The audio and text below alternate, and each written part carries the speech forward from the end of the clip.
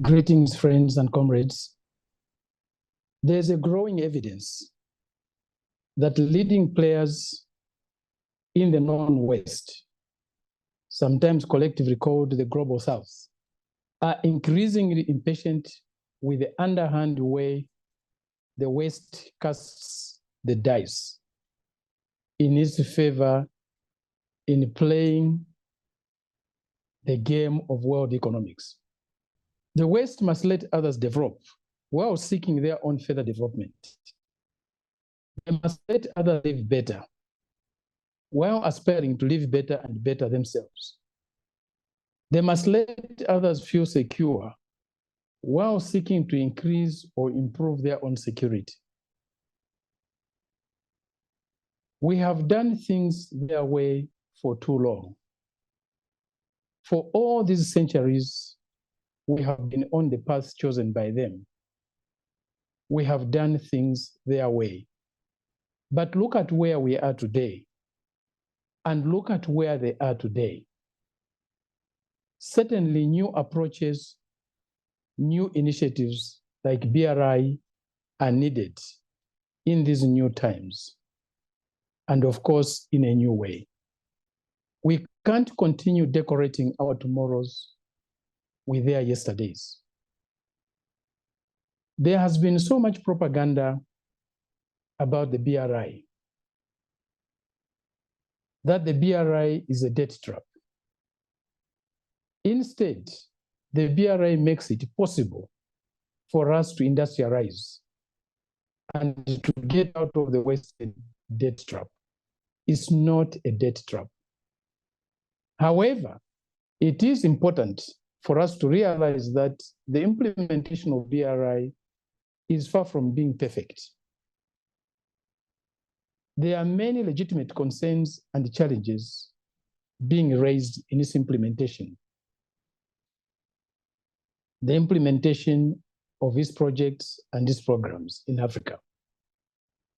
There are issues about environmental degradation. There are issues of unfair, unjust, and unacceptable labor practices. There are issues about exploitative fishing, and so on and so forth. It is important for China to listen more,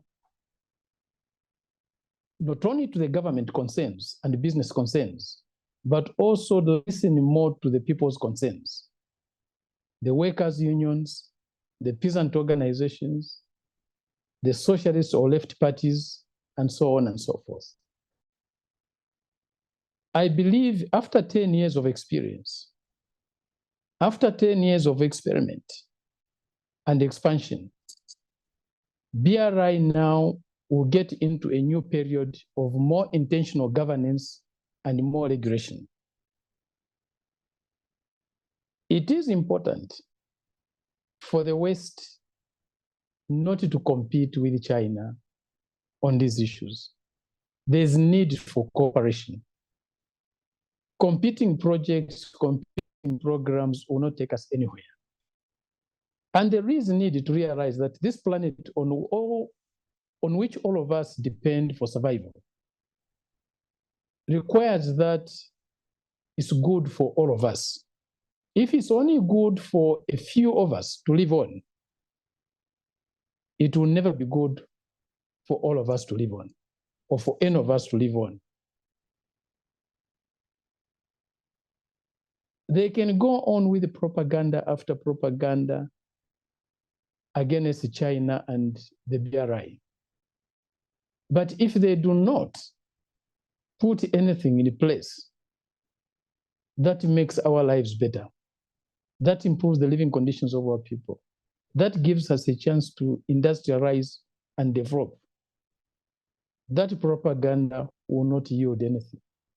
Those lies and deceit will evaporate very quickly. It's not possible for us to continue on this path. We have been on this path since the early 1900s or the late 1800s. Look where we are today. Should we continue on this path? Who led us on this path? It's themselves, the West. and the institutions they control, the World Bank and the IMF, quite often have advised us to take this path. They don't want us to deal with China in the way we are dealing with China.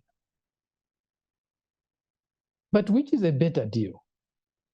The one we have with China or their deal that we have had for centuries? We are not trying to revive the wrongs of history. We can forget all the issues of slave trade and so on, and just deal with the current issues. Where does it leave us if we continue to deal with them the way they are dealing with us today, forgetting about the way they dealt with us yesterday? Can we develop in this way?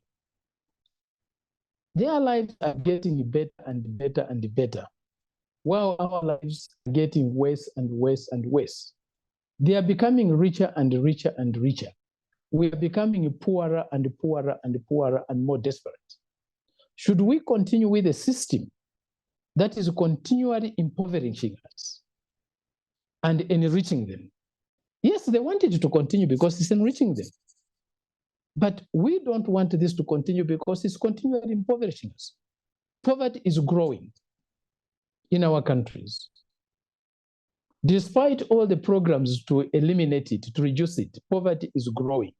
Hunger is growing. Unemployment is growing. Our environment is being degraded continually. Surely, you don't need to be very intelligent. A little intelligence is all you need to realize that this system is not working for us. It's working for them, but it's not working for us. We have helped them attain very high levels of life, high standards of living, at our own expense. For how long should we continue with that? The BRI, for all its deficiencies, for all its weaknesses, gives us a better opportunity than anything we have had in our history or in the history of humanity. This is the best initiative we have ever seen. Today, wherever you go in Africa, the main infrastructure is a product of this initiative over the last 10 years. And probably even before, as my comrade pointed out, the Tazara rail. How do we turn our backs on something that is working for us and proceed in the direction of what is not working for us? These are the challenges. You can push ideological concerns aside, but just being a rational human being, we need the solidarity that China is offering. We need that solidarity. The knowledge and the experiences of all human beings should reach all others. We believe this is the highest political thought ever reached by human beings, when they started to realize that the experience and knowledge of others to reach all others. This is the basis of the Chinese socialism, the socialism with Chinese characteristics. It's not devoid of solidarity. There is a realization that this planet on which we live cannot be peaceful, cannot be prosperous for only a small group of us, and continue to be that way. If we need a peaceful world, we have to make everybody have the chance to live in peace. Peace for a small group can't work. As we are seeing in Gaza, peace for the Israelis alone can't work. Prosperity for the Israelis alone can't work. If that peace is not enjoyed by the Palestinian people, if that prosperity in that region is not enjoyed by the Palestinian people, we will see the eruption we are seeing. They can bomb and bomb and bomb and bomb. They can try to exterminate the Palestinian people, but they will not solve the problem. Even one Palestinian who remain will cause them problems, will not accept to live forever under those conditions. Similarly, we are rejecting the current world economic order. It's not working for us. It's not taking us anywhere. If they think they can change it in a way that works, let them come and show us the way the BRI is showing us. We are not blind followers of China. The Chinese are our friends, and we love what China is doing in the world. But it's not blind love. It's love that comes with loyalty to each other. It's love that comes with respect for each other. It's love that comes with compassion for others. This is the world that we need. We have lived in the bipolar world, the world dominated by the Soviet Union and the USA. We used to think it's a bad world. We used to think it's a cruel world.